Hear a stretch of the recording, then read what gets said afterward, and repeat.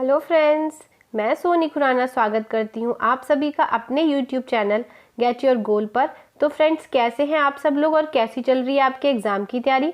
Friends, मैं आपको बता दूं, अगर आपने मेरा चैनल सब्सक्राइब कर रखा है तो आपको पता होगा कि अभी हमने हिस्ट्री के 200 क्वेश्चंस कंप्लीट किए हैं और आज हमने भूगोल की यानी कि आज हम ज्योग्राफी की क्वेश्चन सीरीज़ को स्टार्ट करने वाले हैं, जिसमें हम फर्स्ट क्वेश्चन से आज स्टार्ट करेंगे और आज भी ज्योग्राफी के भी हम 200 क्वेश्चंस करने वाले हैं। फिर उसके बाद हम पॉलिटी के 200 क्वेश्चंस की सीरीज़ करेंगे। ठीक है फ्रेंड्स, आज हम जानने वाले हैं बहुत ही इंपॉर्टेंट टॉपिक के बारे में, जो कि है सौरमंडल। और इस टॉपिक से फ्रेंड्स क्वेश्चन आते ही आते हैं, चाहे आपने कोई भी टीचिंग एग्जाम फिल किया हो, उसमें अगर एसएसटी आता है तो ऐसा कोई टेस्ट नहीं, ऐसा कोई एग्जाम नहीं है जिसमें सौरमंडल से क्वेश्चन ना पूछे जाते हों। कहीं से भी घुमाकर क्वेश्चन सौरमंडल से जरूर पूछता है। और फ्रेंड्स, मैंने मोस्टली सारे वो क्वेश्चंस लिए हैं जो मोस्टली एग्जाम में पूछे जाते हैं, इसलिए आप मेरी वीडियो को एंड तक देखिएगा। वीडियो अच्छी लगे तो लाइक शेयर कर दीजिएगा और अगर अभी तक चैनल को सब्सक्राइब नहीं किया है तो चैनल को भी सब्सक्राइब कीजिएगा, ताकि आने वाली मेरी सारी वीडियोस के नोटिफिकेशंस आपको मिलते रहे। फ्रेंड्स, ये 200 क्वेश्चंस कंप्लीट करने के बाद हम 200 पॉलिटी के भी क्वेश्चन करेंगे। अगर आपने हिस्ट्री के क्वेश्चंस नहीं देखे हैं, जो हमने हिस्ट्री के 200 क्वेश्चंस किए हैं, तो आप वो मेरी प्लेलिस्ट में से देख सकते हैं, अदरवाइज मैं लिंक भी डिस्क्रिप्शन बॉक्स में डाल दूंगी। चलिए स्टार्ट करते हैं और कुछ थोड़ा बहुत समझते हैं सौरमंडल के बारे में, ताकि आप आने वाले किसी भी क्वेश्चन को गलत ना करें। चलिए स्टार्ट करते हैं, सौरमंडल क्या है। फर्स्ट क्वेश्चन है, सौरमंडल क्या है। तो मैं आपको एक बात बता दूं, कई लोग समझते हैं जो ग्रह हैं, 9 ग्रह 8 ग्रह है या फिर सूर्य है, ये ही सौरमंडल है, बट ये सौरमंडल नहीं है। मैं आपको बताऊं सौरमंडल में क्या क्या चीज़ें आती हैं। ठीक है, देखिए सूर्य, उसके 8 ग्रह, जो कि हम सभी जानते हैं कि 8 ग्रह हैं, और उपग्रह जो उन ग्रहों के चारों तरफ चक्कर लगाते हैं उन्हें उपग्रह कहते हैं। कुछ खगोलीय पिंड जैसे कि शूद्र ग्रह या उल्का पिंड। देखिए, अब इतना बड़ा ब्रह्मांड है, इतना बड़ा ब्रह्मांड के अंदर सूर्य और 8 ग्रह और उपग्रह ही नहीं है, उसके अलावा और भी बहुत सारे चीज़ें हैं, जैसे शूद्र ग्रह हो गए या फिर उल्का पिंड हो गए। तो ये सारी चीज़ें, इन सभी को मिलाकर सौरमंडल बनता है। ठीक है, आप ऑप्शंस देखेंगे, अगर लिखा होगा केवल 8 ग्रह या केवल सूर्य या केवल उपग्रह, इस तरीके से आप ऑप्शन देखेंगे कि सौरमंडल क्या है, तब आप उसको डिसाइड करेंगे कि सौरमंडल क्या है।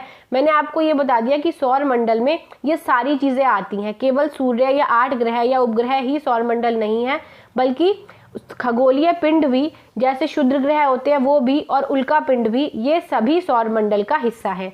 यानी कि इन सभी को मिलाकर सौरमंडल का निर्माण होता है। ठीक है फ्रेंड्स, अब हम आते हैं नेक्स्ट क्वेश्चन पर। हमारा नेक्स्ट क्वेश्चन है, सौरमंडल में कुल कितने ग्रह हैं। फ्रेंड्स, अगर आपने ये सीरियल वाइज समझ लिए ग्रह, तो आपके काफ़ी सारे क्वेश्चंस खुद ही सॉल्व हो जाएंगे।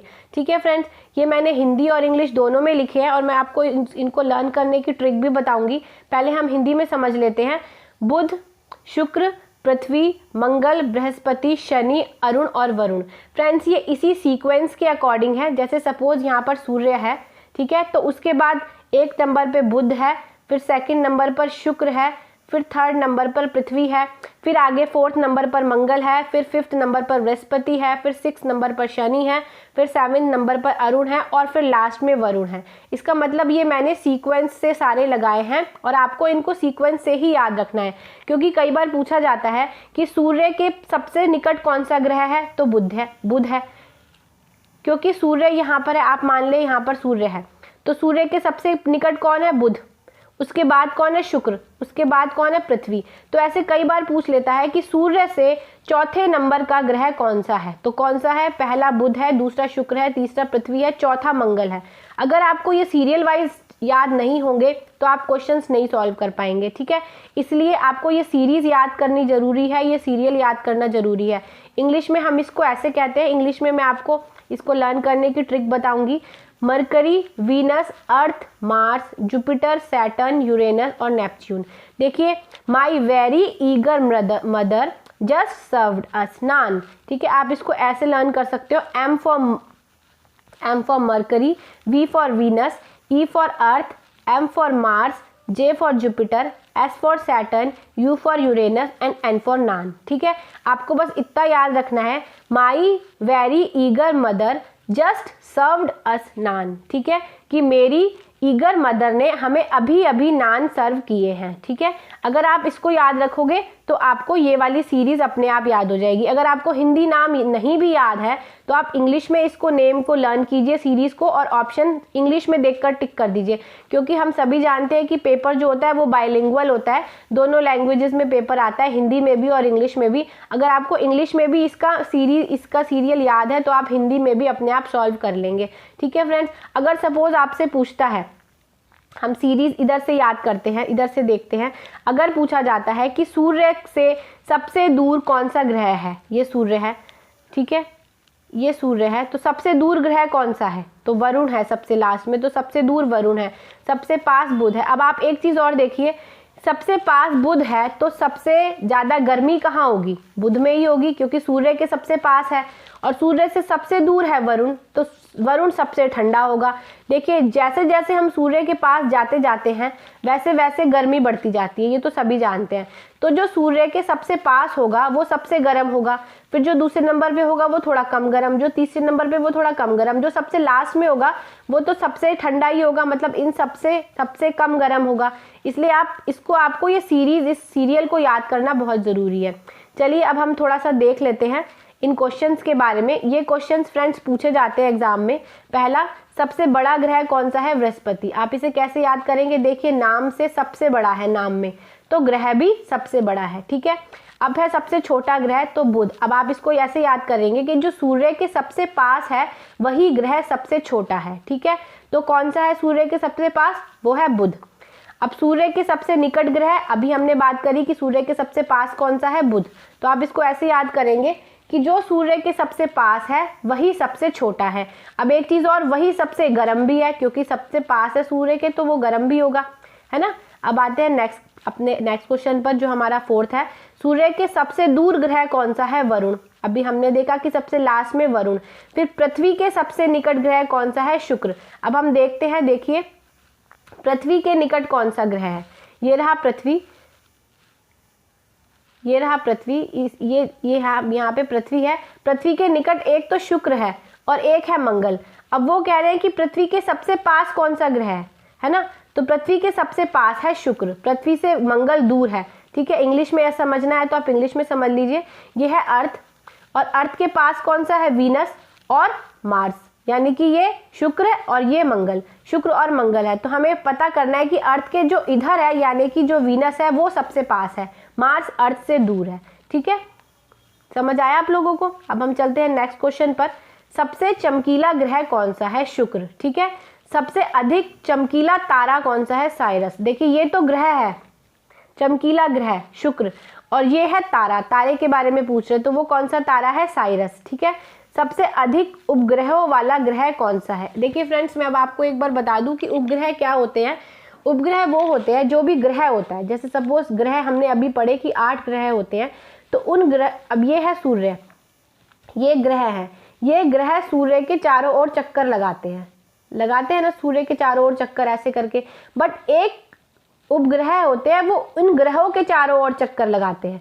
जैसे ये हो गया उपग्रह, तो ये इसके चारों ओर चक्कर लगाएगा, ये उपग्रह हो गया, ये इस ग्रह के चारों ओर चक्कर लगाएगा। ठीक है, तो इसको कहते हैं उपग्रह।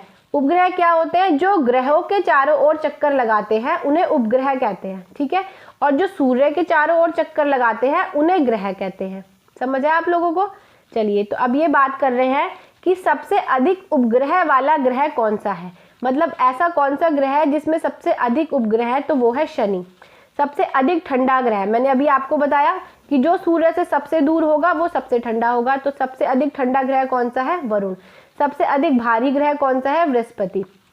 ठीक है, अभी हमने यहाँ ऊपर सबसे ऊपर पढ़ा था कि सबसे बड़ा ग्रह कौन सा है। अब आप ऐसे याद रख सकते हैं कि बृहस्पति नाम सबसे बड़ा है, तो यही सबसे बड़ा भी है और सबसे भारी भी है। ठीक है, यहाँ पर ये क्वेश्चन आया है, सबसे अधिक भारी ग्रह बृहस्पति हो गया। ठीक है, अब चलते हैं नेक्स्ट पर, रात्रि में लाल दिखाई देने वाला कौन सा है, मंगल है। सौर मंडल का सबसे बड़ा उपग्रह कौन सा है, गैनीमेड। मैंने अभी आपको बताया कि उपग्रह वो होता है जो ग्रह के चारों ओर घूमता है, तो वो कौन सा सबसे बड़ा उपग्रह है, वो है गैनीमेड।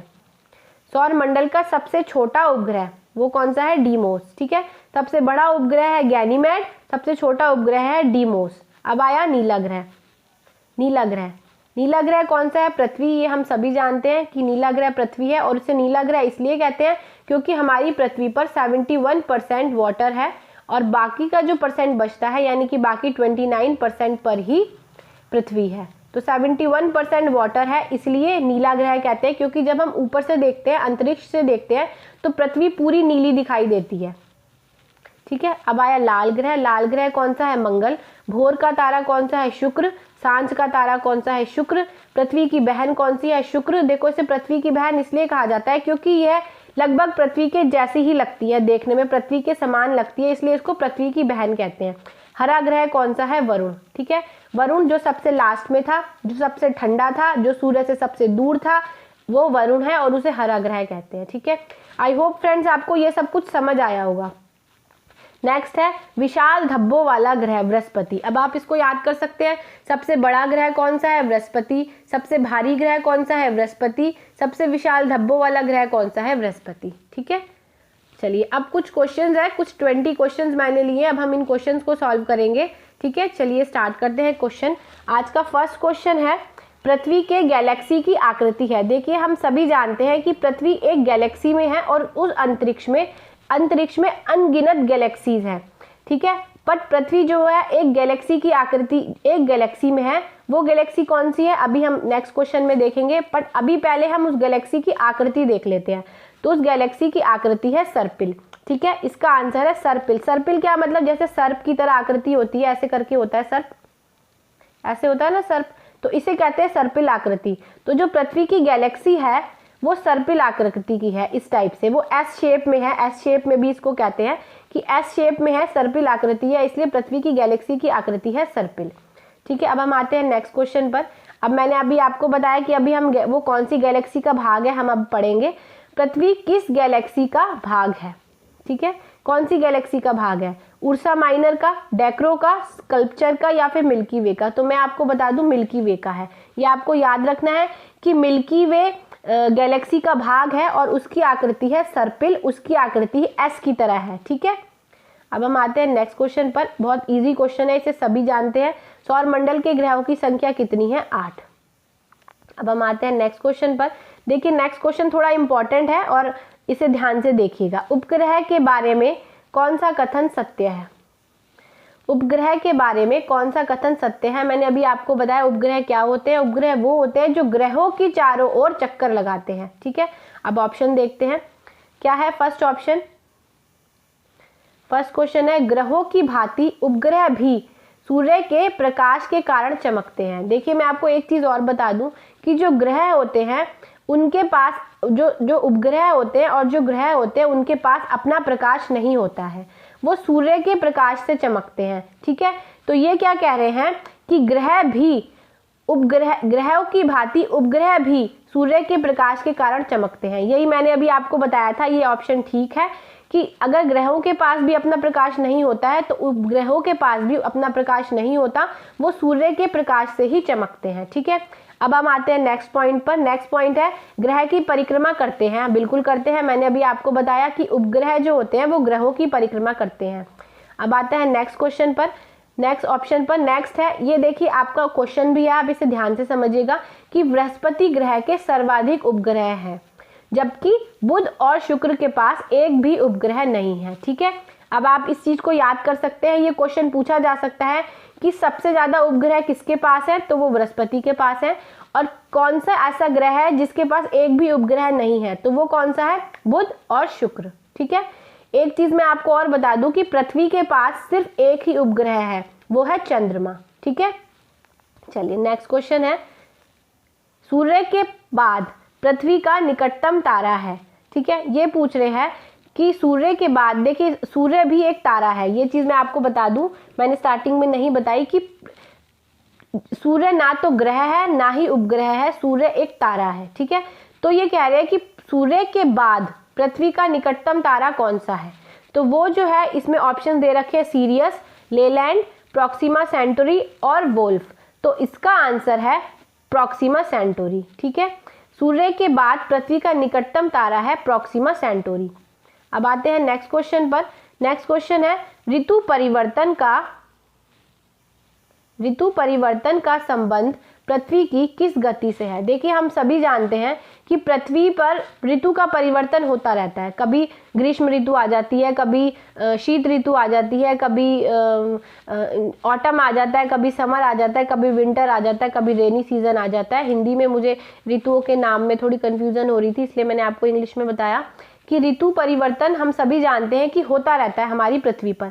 तो ये किस गति के कारण होता है? ठीक है, ये कौन सी गति के कारण होता है? तो ये परिक्रमण के कारण होता है। ठीक है, परिक्रमण आप इसको कैसे याद करेंगे? परि से परिवर्तन। ठीक है, ऋतु में परिवर्तन परिक्रमण के कारण। एक होती है घूर्णन गति, एक होती है परिक्रमण गति। ये कौन कौन सी गति है इसको मैं अभी आपको आगे बताऊंगी, जब इनसे रिलेटेड क्वेश्चन आएगा मैं आपको तब बताऊंगी। ठीक है, अब आते हैं नेक्स्ट क्वेश्चन पर कि किस गति के कारण दिन और रात होते हैं। ठीक है, अभी हमने पढ़ा कि ऋतु परिवर्तन किस कारण होता है, तो वो परिक्रमण के कारण होता है, और दिन रात किस कारण होता है, तो वो घूर्णन गति के कारण होता है। ठीक है, अब आप इसको याद रख सकते हैं कि अगर आप परी देखेंगे, परी, तो आप परी वाला आंसर ही लगाएंगे, यानी कि ऋतु परिक्रमण, ऋतु परिवर्तन परिक्रमण के कारण। अब दूसरी वाली गति बची घूर्णन, उसके कारण होता है दिन और रात। ठीक है, अब हम आते हैं अपने नेक्स्ट क्वेश्चन पर। दिन और रात कहाँ बराबर होते हैं? दिन और रात कहाँ बराबर होते हैं? मकर रेखा पर, कर्क रेखा पर, ध्रुवों पर, या फिर विषुवत रेखा पर? तो विषुवत रेखा पर दिन और रात बराबर होते हैं। ठीक है फ्रेंड्स, अब हम आते हैं नेक्स्ट क्वेश्चन पर। नेक्स्ट है, दो अक्षांशों के बीच की दूरी क्या होती है? दो अक्षांशों के बीच की दूरी क्या होती है? तो वो होती है, दो अक्षांशों के बीच की दूरी होती है 111 किलोमीटर। ठीक है, 107 किलोमीटर नहीं, 115 किलोमीटर नहीं, 121 किलोमीटर नहीं, 111 किलोमीटर होती है। ठीक है फ्रेंड्स, अब हम आते हैं नेक्स्ट क्वेश्चन पर। निम्न में से पृथ्वी का उपग्रह है। मैंने अभी आपको बताया कि पृथ्वी का सिर्फ एक ही उपग्रह है, मात्र एक ही उपग्रह है, जो कि चंद्रमा है। ठीक है, हमें ऑप्शंस पढ़ने की जरूरत नहीं है। 10th का आंसर हो गया चंद्रमा, यानी कि सेकंड। अब हम आते हैं नेक्स्ट क्वेश्चन पर। नेक्स्ट का 11th क्वेश्चन है। आज का 11th क्वेश्चन में ये पूछ रहे हैं, निम्न में से किस तिथि में दिन और रात बराबर होते हैं? ठीक है, दिन और रात बराबर होते हैं कब? 21 मार्च को, 23 सितंबर को, 22 सितंबर को, या फिर 1 व 2 दोनों को? तो हम ये बता दें, मैं बता दूं आपको, इसका ऑप्शन 4th सही है, यानी कि 21 मार्च और 23 सितंबर को दिन और रात बराबर होते हैं। ठीक है, अब आया मध्य रात्रि का सूर्य कहाँ दिखाई देता है? मध्य रात्रि का सूर्य कहाँ दिखाई देता है? आर्कटिक क्षेत्र में, अंटार्कटिक क्षेत्र में, नॉर्वे में, या फिर उपरोक्त सभी में? तो इसका आंसर है उपरोक्त सभी, यानी कि आर्कटिक क्षेत्र में, अंटार्कटिक क्षेत्र में और नॉर्वे में, तीनों ही क्षेत्रों में मध्य रात्रि का सूर्य दिखाई देता है। ठीक है, अब हम आते हैं नेक्स्ट क्वेश्चन पर। सबसे चमकीला ग्रह कौन सा है? जैसा कि सबसे चमकीला ग्रह ये पूछ रहे हैं कौन सा है, हमने ऊपर क्वेश्चन भी ऊपर भी हमने पढ़ा था कि सबसे चमकीला ग्रह है शुक्र। ठीक है, अब हम आते हैं नेक्स्ट क्वेश्चन पर। वही क्वेश्चन ऊपर वाला था, ऊपर वाला है, उसी से रिलेटेड है। पृथ्वी की दो गतियां कौन कौन सी हैं? तो पृथ्वी की दो गतियां हैं घूर्णन गति और है परिक्रमण गति। ठीक है, इससे मैं अब आपको ये थोड़ा सा बता देती हूँ कि ये क्या होते हैं। देखिए, घूर्णन गति को दैनिक गति कहते हैं। पहले तो आपको ये याद रखना पड़ेगा कि घूर्णन गति होती है दैनिक गति, यानी कि एक दिन में पूरी हो जाने वाली गति, इसलिए दिन और रात होते हैं। और परिक्रमण होती है वार्षिक गति, यानी कि एक वर्ष में पूरी होने वाली गति, जिसे हम परिक्रमण कहते हैं, जिसके कारण मौसम में परिवर्तन होता है। ठीक है, ये क्या होते हैं अब मैं आपको ये बता दूं। देखिए फ्रेंड, जैसे ये सूर्य है, ठीक है, ये सूर्य है, पृथ्वी जो है ये पृथ्वी है, पृथ्वी सूर्य के चारों ओर घूमती है, तो ये तो होती है इसकी वार्षिक गति, यानी कि परिक्रमण गति। इसे पूरा करने में 365 दिन लगते हैं। हम सभी जानते हैं कि एक साल में 365 दिन होते हैं, असली में 364 दिन लगते हैं। ठीक है, अब ये क्या है? ये क्या होती है? परिक्रमण गति। कौन सी गति? वार्षिक गति, 364 दिन की गति, जो कि पृथ्वी सूर्य के चारों ओर चक्कर लगाती है, उसे हम परिक्रमण गति कहते हैं। अब एक दूसरी गति होती है, उस गति के बारे में आपको बताती हूँ मैं, जो कि है घूर्णन गति। इसमें क्या होता है, जैसे ये सूर्य है तो पृथ्वी जो होती है वो अपने ही अक्ष पर घूमती है, मतलब अपने अक्ष पर धीरे धीरे धीरे धीरे धीरे धीरे घूमती रहती है। तो फिर वो धीरे धीरे ऐसे घूमते घूमते घूमते घूमते घूमते घूमते घूमते ऐसे ऐसे हल्के हल्के घूमते घूमते वो सूर्य के चारों तरफ चक्कर लगाती है, जिस चक्कर को लगाने में उसे 365 दिन लगते हैं। और इस वाले चक्कर को पूरा करने में उसे 1 दिन लगता है। इस चक्कर को पूरा करने में उसे 1 दिन लगता है, जिसे घूर्णन गति कहते हैं, जिसे हम कहते हैं दिन और रात। ठीक है, दिन और रात की गति। देखिए जब ये पृथ्वी है, पृथ्वी का जो हिस्सा सूर्य की तरफ होगा उधर तो होगा दिन, और जो हिस्सा सूर्य की तरफ नहीं होगा उधर होगी रात। ठीक है ना, समझ गए आप। इधर वाली जगह तो होगा दिन और इधर वाली जगह होगा रात, क्योंकि पृथ्वी ऐसे अपने अक्ष पर भी घूम रही है, घूर्णन गति कर रही है, तो इस गति के कारण दिन और रात होते हैं। और जो गति वो ऐसे घूमती है, जिसे पूरा करने में वो 364 दिन लगाती है, उसे हम कहते हैं परिक्रमण गति और वार्षिक गति। ठीक है, आई होप फ्रेंड्स आपको समझ आया होगा कि घूर्णन गति और परिक्रमण गति क्या होती है। अगर नहीं समझ आया तो एक बार वीडियो फिर से थोड़ा सा बैक करके देखिएगा, आपको समझ आ जाएगी। चलिए इसका आंसर देखते हैं। पृथ्वी की 2 गतियां कौन कौन सी हैं? घूर्णन गति, परिक्रमण गति या उपरोक्त दोनों? तो इसका आंसर है उपरोक्त दोनों। अब हम आते हैं नेक्स्ट क्वेश्चन पर। 15th क्वेश्चन है। अभी हमने पढ़ा था इसके बारे में कि पृथ्वी का एकमात्र उपग्रह कौन सा है। आई थिंक क्वेश्चन रिपीट हो गया, चलो कोई बात नहीं। पृथ्वी का एकमात्र उपग्रह है चंद्रमा। नेक्स्ट क्वेश्चन है चंद्र ग्रहण क्या है। देखिए फ्रेंड्स ये भी इंपॉर्टेंट है, पूछा जाता है एग्जाम में, समझने लायक क्वेश्चन है। ठीक है, देखिए अब मैं आपको बता दूं चंद्र ग्रहण क्या होता है, थोड़ा सा आपको पहले समझा देती हूँ, ऑप्शंस बाद में पढ़ेंगे। देखिए ये है आपका सूर्य, ठीक है, ये है आपकी पृथ्वी और ये है आपका चंद्रमा। ठीक है, पृथ्वी जो है वो सूर्य के चारों ओर चक्कर लगा रही है और चंद्रमा जो है वो पृथ्वी के चारों ओर चक्कर लगा रहा है। ठीक है, ये तो सबको पता है, क्योंकि चंद्रमा पृथ्वी का उपग्रह है तो वो पृथ्वी के चारों ओर चक्कर लगाएगी, और जो पृथ्वी है वो ग्रह है और वो सूर्य के चारों ओर चक्कर लगा रही है। ठीक है ना, अब हम ये समझते हैं कि पहला क्वेश्चन है हमारा कि सूर्य ग्रहण, चंद्र ग्रहण क्या होता है। पहले चंद्र ग्रहण के बारे में पूछ रहा है, तो मैं आपको ये बता दूं कि जब पृथ्वी सूर्य और चंद्रमा के बीच आ जाती है। ठीक है, देखिए यहाँ पर है सूर्य, यहाँ पर है चंद्रमा। ठीक है, ये सूर्य को ऐस लिख देते हैं, यहाँ समझाती हूँ मैं आपको। ये है सूर्य, ये है चंद्रमा और ये है पृथ्वी। ठीक है, सूर्य को एस लिख देते हैं, चंद्रमा को CH लिख देते हैं और पृथ्वी को हम लिख देते हैं P, पृथ्वी। ठीक है, जब पृथ्वी सूर्य और चंद्रमा के बीच आ जाती है तब होता है चंद्र ग्रहण। क्यों, मैं आपको समझाऊं। देखिए सूर्य अपना प्रकाश दे रहा है, क्योंकि मैंने आपको बताया कि ना तो ग्रहों के पास अपना प्रकाश होता है ना उपग्रहों के पास अपना प्रकाश होता है। तो सूर्य जो है वो पृथ्वी पर प्रकाश दे रहा है, लेकिन चंद्रमा तक नहीं पहुंच रहा, क्योंकि बीच में पृथ्वी आ गई और तो वो चंद्रमा को प्रकाश नहीं दे पा रहा, इसलिए हो गया चंद्र ग्रहण। ठीक है, अब हम समझ लेते हैं सूर्य ग्रहण को। पहले इसका आंसर, इसका ऑप्शन देख लेते हैं। इसका ऑप्शन है फर्स्ट राइट, यानी कि जब पृथ्वी सूर्य और चंद्रमा के बीच आ जाती है तब चंद्र ग्रहण होता है, क्योंकि अगर सूर्य के बीच में और सूर्य और चंद्रमा के बीच में पृथ्वी आ गई तो सारा प्रकाश पृथ्वी पर पड़ता है, चंद्रमा पर प्रकाश नहीं पड़ता, तो चंद्र ग्रहण हो जाता है। ठीक है, अब हम आते हैं नेक्स्ट क्वेश्चन पर। हमारा नेक्स्ट क्वेश्चन है कि सूर्य ग्रहण क्या होता है। सूर्य ग्रहण क्या होता है, अब हम सूर्य ग्रहण का देखते हैं। सूर्य ग्रहण ये होता है कि जब चंद्रमा सूर्य और पृथ्वी के बीच आ जाता है। देखिए सूर्य तो अपनी जगह पर ही है ना, सूर्य तो अपनी जगह पर ही रहेगा, पृथ्वी और चंद्रमा घूम रहे हैं, पृथ्वी यहाँ हो गई और चंद्रमा बीच में हो गया। ठीक है, हो गया सूर्य ग्रहण। अब सूर्य जो है वो सारा प्रकाश चंद्रमा पर डाल रहा है, वो पृथ्वी तक उसका प्रकाश नहीं पहुंच पा रहा, इसलिए अब हो गया सूर्य ग्रहण। समझ आया आपको, क्योंकि पृथ्वी के पास अपना प्रकाश नहीं है, वो तो सूर्य से प्रकाश लेता है, अब सूर्य का प्रकाश पृथ्वी तक पहुंच नहीं रहा, इसलिए सूर्य ग्रहण हो गया।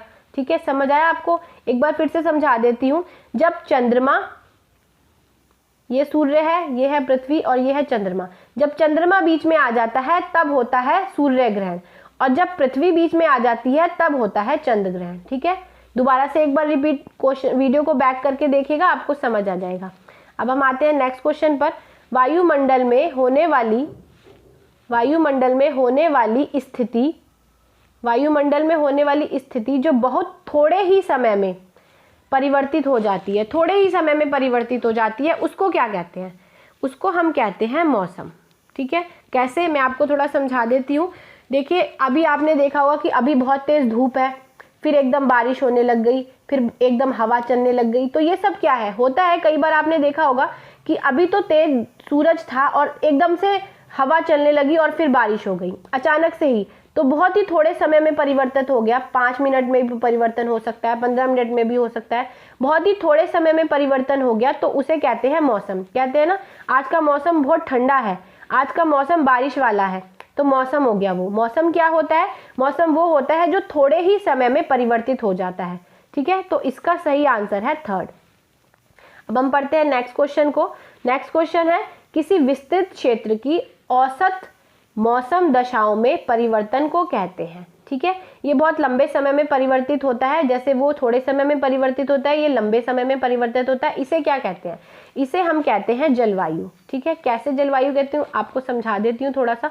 देखिए, ये बहुत ही रिसर्च के बाद डिसाइड होता है, बहुत ही 20-25 सालों का रिसर्च होता है कि इस साल तक इतने सालों में इस जगह का कैसा मौसम रहा, कैसा इसका वेदर रहा, तब वो डिसाइड होता है। अब जैसे मान लीजिए राजस्थान है, राजस्थान की जलवायु गर्म है ना? कैसे पता चला?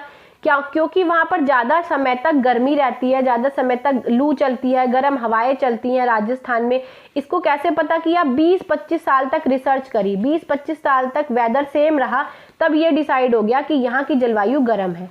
ऐसी सेम हम हिमाचल की बात अगर करें तो, कि हिमाचल में ठंड रहती है, वहाँ पर्वत बहुत है, वहाँ बहुत ठंड रहती है, बारिश ठंडा रहता है, बर्फ़ रहती है, बर्फ़ पड़ती रहती है। वो कैसे पता चला? 20-25 साल तक रिसर्च की गई, रिसर्च देखा गया कि ज़्यादा समय तक वहाँ पर ठंड रहती है, तो ये डिसाइड हो गया या ये डिक्लेयर कर दिया गया कि हिमाचल की जलवायु ठंडी है। ठीक है, इसलिए इसका आंसर हो गया जलवायु, मतलब विस्तृत क्षेत्र की औसत मौसम दशाओं में परिवर्तन को कहते हैं। मतलब जो मौसम दशाओं में परिवर्तन होता है विस्तृत क्षेत्र का, बहुत लंबे समय में परिवर्तन होता है, तो हम उसको कहते हैं जलवायु। ठीक है, अब हम आते हैं आज के 20 क्वेश्चन पर, जो कि आज का लास्ट क्वेश्चन है। लास्ट क्वेश्चन है फ्रेंड्स, इससे समझ लेते हैं। कौन सी नदी एंडीज पर्वत से निकलती है और अटलांटिक महासागर में गिरती है? ठीक है, तो ये नदी है अमेजन नदी। ठीक है, अमेजन नदी जो है वो अटलांटिक महासागर में गिरती है और निकलती कहाँ से? एंडीज पर्वत से। ठीक है फ्रेंड्स, आई होप आपको सारे क्वेश्चन समझ आए होंगे। अगर वीडियो अच्छी लगी हो तो आप वीडियो को लाइक शेयर कर दीजिएगा। अगर चैनल को सब्सक्राइब नहीं किया है तो प्लीज़ सब्सक्राइब करके बेल आइकन को प्रेस कीजिएगा, ताकि आपको सारी वीडियोज़ के नोटिफिकेशन मिलते रहें। ठीक है friends, good wishes for your exams, all the best, thank you.